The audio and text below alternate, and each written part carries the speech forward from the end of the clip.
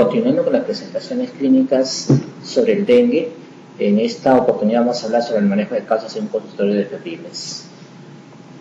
Esta es la definición antigua, ¿no?, de las manifestaciones clínicas del dengue.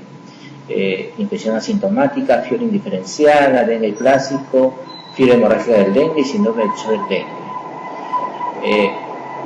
Casi el 90% hasta el 95% correspondían hasta el dengue clásico en total de los casos. Solo se hablaba hasta de un 5 a 7% de fiebre hemorrágica del dengue y síndrome del shock del dengue. A través de los últimos años, con evidencias en relación a los criterios para fiebre hemorrágica del dengue, acerca de si eran o no correctos, algunos casos que fueron graves pero que no entraban en esta definición, surge una nueva clasificación, ¿no? La OMS establece los síndromes clínicos de dengue como dengue sin signo de alarma, dengue con signo de alarma y dengue grave, sin shock y con shock. Esta definición es más clínica y lógicamente cada definición tiene una forma de manejo.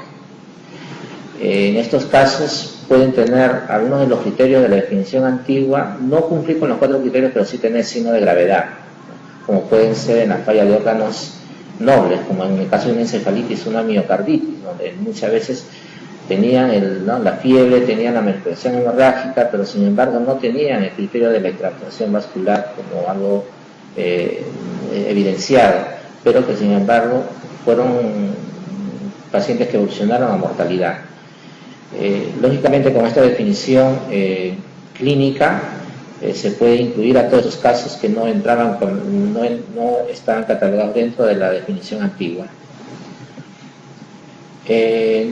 Un consultorio de febriles, nosotros atendemos diario un número de febriles que representa como promedio, ¿no?, según la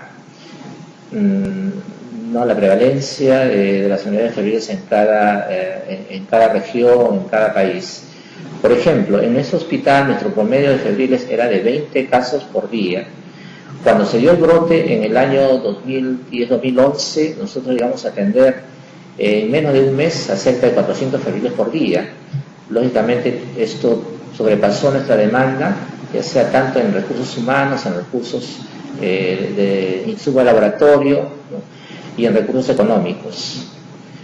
Se tuvo que organizar el servicio para adaptarnos y adecuarnos a esta demanda.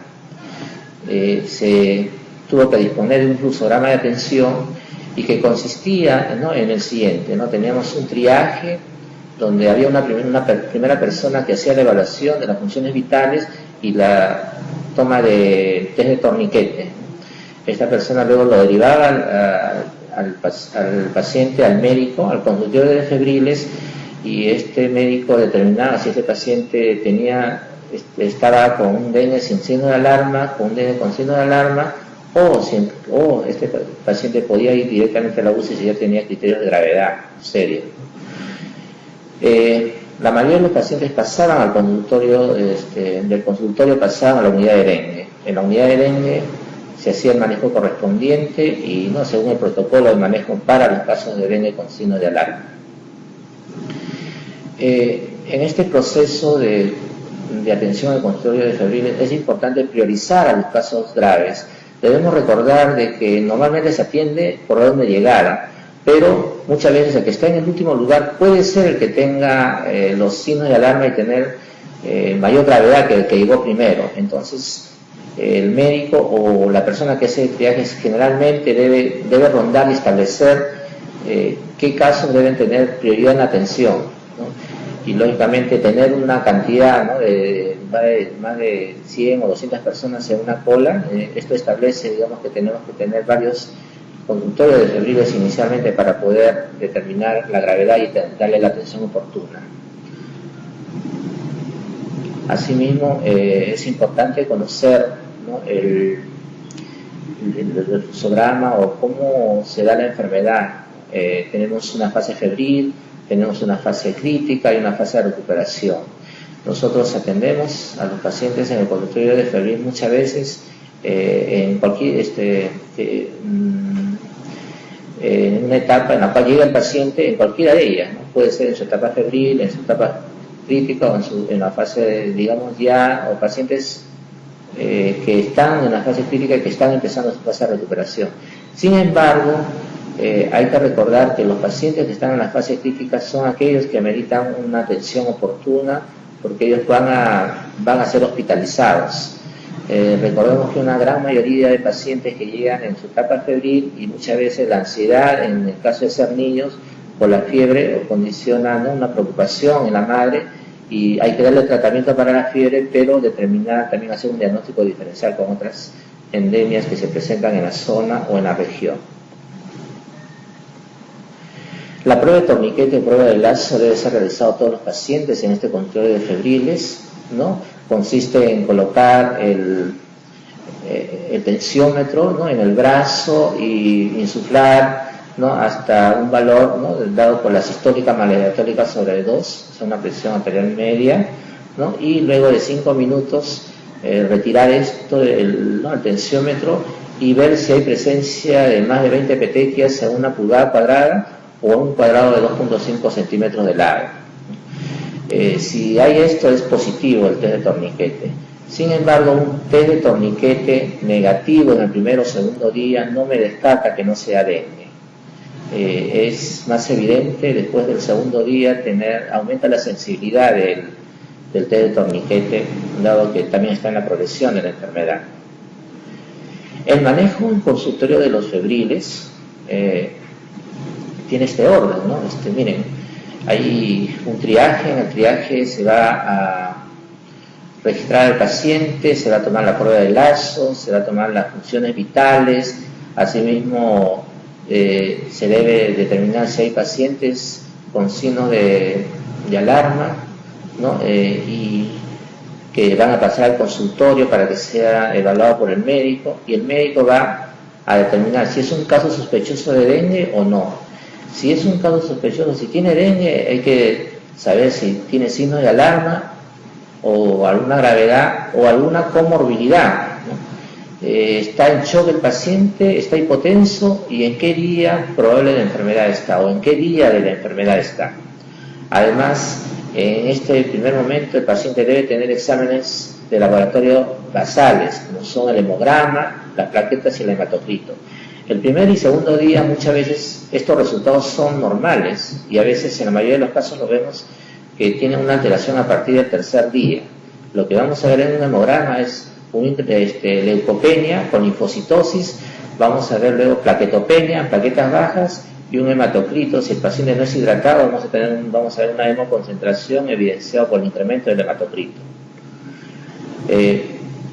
Los pacientes con signos y síntomas de la enfermedad del dengue, ¿no?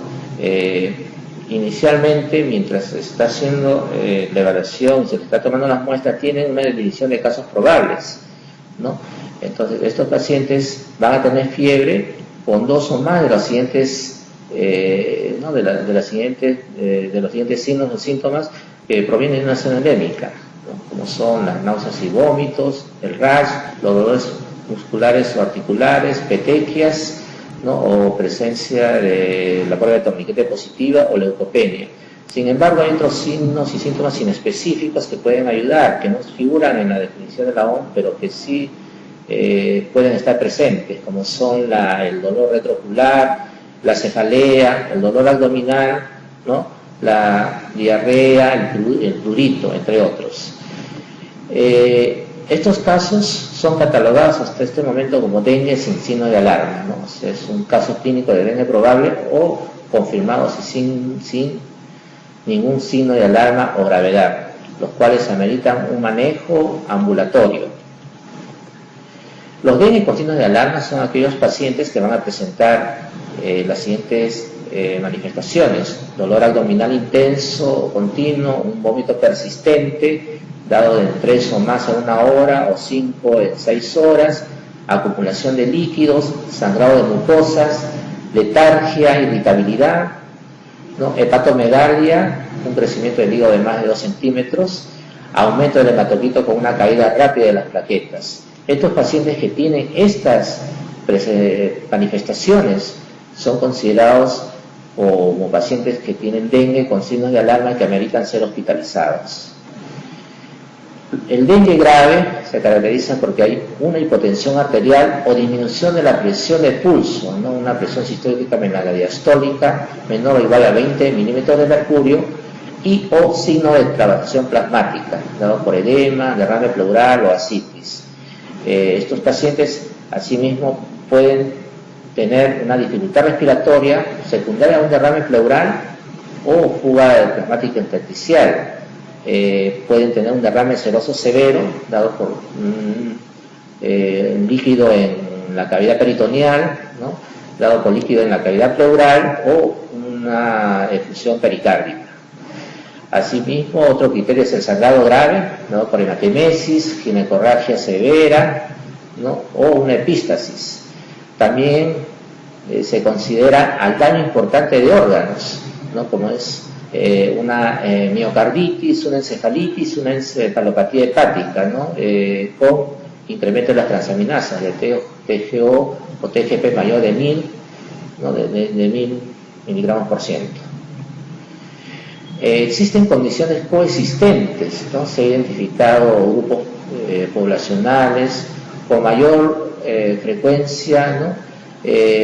Como son, por ejemplo, según la condición del paciente, si son niños menores de 2 años, si son gestantes, o son mayores de 65 años, lógicamente esta condición amerita una evaluación exhaustiva porque tiene mayor riesgo de complicarse. También los pacientes que tienen comorbilidades, ¿no? Los pacientes que tienen unas enfermedades crónicas, como son los diabéticos, asma bronquial, EPOC, cardiópatas, ¿no? Los obesos mórbidos tienen esta posibilidad de complicarse. Asimismo, otras condiciones ya son de tipo social o de abandono social, ¿no? Que tienen también la posibilidad de ser formas graves de dengue. Los pacientes con sospecha de dengue serán hospitalizados si tienen manifestaciones de signos de alarma, ¿no? O tienen algún criterio o algún signo de dengue grave, ¿no? Estos pacientes serán hospitalizados ya sea directamente en la unidad de dengue o pasarán a la UCI, ¿no? Según el cuadro que corresponda. Los pacientes que no son hospitalizados, que son manejados en forma ambulatoria, estos pacientes deben tener un seguimiento diario, por lo menos los primeros 5 días. Deben de tener su carné, una identificación adecuada y en la parte posterior del carné debemos de tener sus valores de laboratorio que deben ser registrados, sobre todo el hematocrito, el hemograma y las plaquetas. La evaluación diaria es importante en este tipo de pacientes. Asimismo, su manejo debe ir asociado, ¿no? En esta primera visita, y tenemos que orientarlos en forma adecuada. Hay que decirles de que tienen que ser hidratados, ellos tienen que recibir sales de hidratación oral, líquidos por vía oral, porque aún no están tolerando, no tienen signos de alarma. Deben recibir para la fiebre su paracetamol, ¿no? En el caso de los niños, paracetamol más medios físicos, y evitar sobre todo apoyos intramusculares y evitar antiinflamatorios no esteroideos, porque pueden tener complicaciones, pueden dar, ¿no?, sangrado y nos puede confundir como una manifestación, ¿no?, de gravedad en el caso de dengue. Estos pacientes deben tener reposo, deben venir al día siguiente, deben tener su segunda evaluación, ¿no?, para determinar si se están observando o no signo de alarma. Incluso no solo decirles que vengan cuando aparece el primer signo de alarma, sino tienen que venir en una segunda oportunidad para que sea evaluado por un personal de salud, ¿no? La reevaluación diaria es importante en este tipo de pacientes, sobre todo en el primer nivel de atención, en el primer y segundo nivel. Los casos que tengan signos de alarma irán a los hospitales, y los casos graves lógicamente van a estar en los hospitales. Asimismo, los pacientes en cada fase de la enfermedad van a tener algunos problemas clínicos. Por ejemplo, en la fase febril, muchas veces hay pacientes que pueden hacer, inicialmente, si están vomitando, pueden tener una hipotensión que puede remitir con los fluidos oportunamente, ¿no? Y que aún no es la manifestación de la extravasación, pero sí, si no remiten con los fluidos y continúan y ya presentan más manifestaciones, estos pacientes sí deben ser hospitalizados. Debemos recordar que, si bien es cierto, en la mayoría de los casos de pacientes que son hospitalizados y que se encuentran en su fase crítica están después del tercer día, sin embargo hay situaciones que en el primer o segundo día ameritan ya su hospitalización si es que no hay la tolerancia oral. Si es un paciente que no tolera la vía oral, asiste en su primer día, este paciente tiene que ser evaluado, tiene que ser hidratado, ¿no? Bien. La fase crítica, como sabemos, hay una extravasación vascular, hay hemorragias graves en muchos casos, o puede haber un compromiso del sensorio, o simplemente puede tener un shock sin necesidad de tener sangrado. Entonces, estos pacientes sí son hospitalizados, ¿no? Y los problemas clínicos deben ser manejados oportunamente. Si estos pacientes están en este proceso de la fase crítica y no han sido hidratados en forma adecuada, o se ha sobrehidratado, estos pacientes lógicamente pueden tener una hipervolemia en esta fase, por lo cual tenemos que manejar, tenemos que ir retirando progresivamente los fluidos y deben pasar a la vía oral lo más pronto posible. Para el diagnóstico tenemos que ver dos puntos: el diagnóstico en relación a la etiología, ¿no? Tenemos, y el serotipo, ¿no? Si es antes de los 5 días de la enfermedad, el diagnóstico es a través de PCR o virológico para determinar sobre todo el serotipo. Y si estamos después del 5.º día de la enfermedad, lo más probable es que tengamos que hacerla ya en esta fase, básicamente exámenes serológicos, o sea, determinación de IgM a través de un ELISA o de IgG. Asimismo, si contamos con test rápidos, como son, ¿no?, la determinación de vías rápidas, donde podamos tener a los antígenos para el dengue, se puede hacer, ¿no?, la prueba rápida de NS1, se puede hacer el IgM para el dengue y el IgG.